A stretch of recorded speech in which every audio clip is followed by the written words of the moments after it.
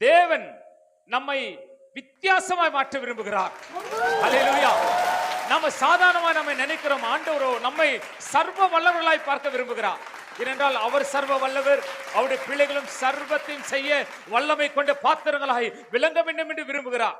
ஏன் நம்ம வாழ்க்கையில பிரகாசம் இல்லைன்னா ஒண்ணு தேவைப்படுகிறது. அந்த ஒரு வழியை நான் திறக்க இன்னைக்கு வந்திருக்கிறேன். அது என்னவென்றால் அவருடைய தயவு. தயவுள்ள பிள்ளைகள் வாழ்க்கை உயர்வை குறித்து நான் கேள்விப்பட்டுகிறேன். யாரும் தாழ்ந்ததாக பைபிள்ல சொல்லப்படல, நானும் கண்ணுல பார்க்கல.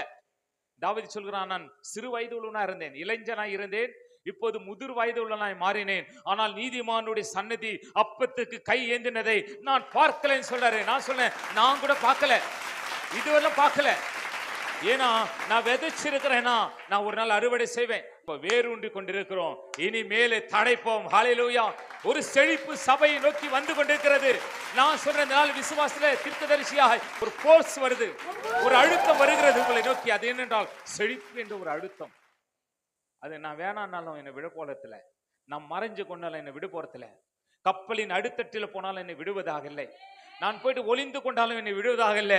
என்னை தேடி கண்டுபிடித்து உனக்கு சேர வேண்டிய ஆசீர்வாதம் இது, நீ வாங்கிக் கொள் என்று கொடுத்துட்டு தான் போகும்போது சில ஆசீர்வாதங்கள் உன்னை தேடும். விசுவாசிக்கிற மாத்திரம் எழுந்து நின்று சொல்லுங்க, சில ஆசீர்வாதத்தை நான் தேடி போன நாட்கள் அல்ல, அது என்னை தேடி வருகிற நாட்களுக்கு நான் வந்திருக்கிறேன்.